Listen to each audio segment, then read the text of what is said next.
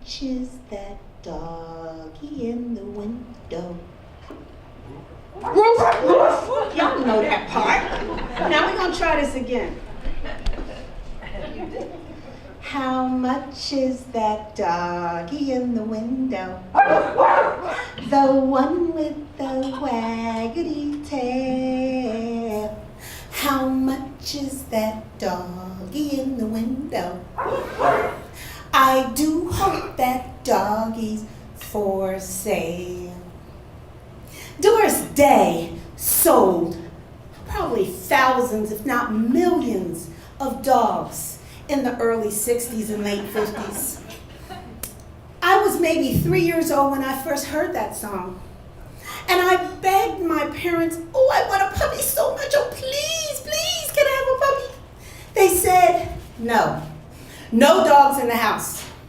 I said, oh, but I want one so bad. I see the doggies in the windows and I really, really, really want a dog. So one day, they decided they would get me a dog. And they brought that dog in a bag. And they handed me the bag and I was so excited. I opened it up. It was one of them dogs you roll and it's in a little basket and it pops out the basket. That's not the kind of dog I wanted. I wanted one that barked. My parents just didn't get it. They brought home a sister. No dog. They brought home a brother. No dog. And then they brought home another sister. They didn't get it. I begged for that dog. But by the time I was 6 years old, they decided, okay, we'll get you a little dog.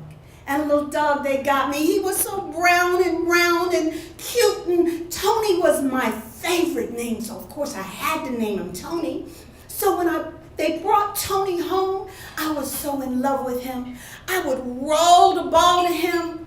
But he was a puppy. He didn't have enough sense to bring it back to me, but I was okay with that. I'd just go get it, and I'd bring it back, and me and Tony would have a wonderful time for a full week.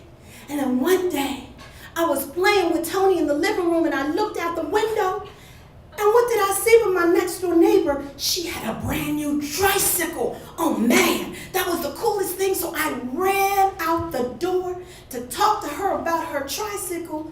Tony said, I'm coming too. But then Tony saw something else up the street and ran right past me. And then I couldn't see Tony. And then the next thing I know, my mother ran out the house and grabbed me and brought me in the house. My father ran down the street. When he came back, he didn't have Tony. I cried, and 3 or 4 weeks later, and I then began to beg again. May I please have a dog? May I please? No more dogs in this house, my parents said. So I finally gave up. Years went by. Decades went by. Went to school, went to college, got married, had 1 son, 2 sons, then I had a third. Well, that third was just as wonderful as she could be. She reminded me of this movie I used to look at called Lady and the Tramp. Do you all know anything about Lady and the Tramp? Well, Lady was a lady because she had that tramp wrapped around her finger. That man would follow her anywhere she wanted him to go. She actually had him suck spaghetti up to her.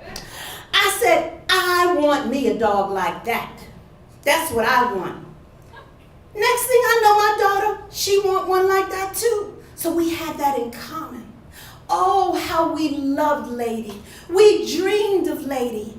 But I didn't dream so much of Lady that I wanted one in my house. That was until the day I walked past a puppy in a window. I tiptoed in and I said, how much is that doggy in the window? They said $700. I couldn't help myself. I wrote out the check. And then I had my dream. That lady came in my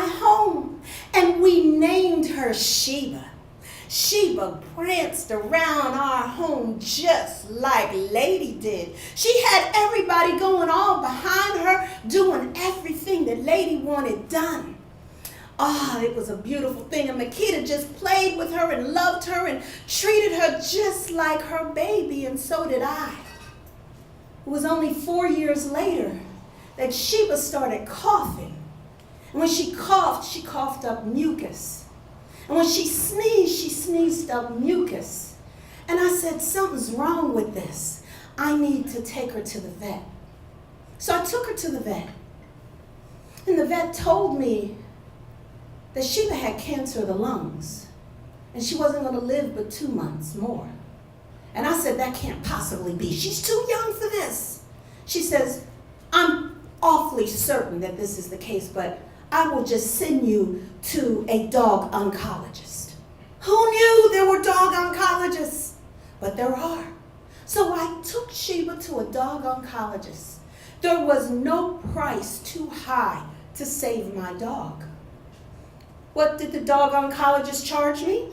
$200 to tell me my dog was going to die in 2 months, and gave me all the signs that I needed to look for as she began to go downhill. And once I got to the point that I no longer wanted to see her suffer, they would help me ease her burden. So I cried. I cried. I had such a hard time with this. I couldn't believe it. The worst part was this was my baby. This was my lady. This is who I dreamed of. And the worst part is I had to tell my daughter.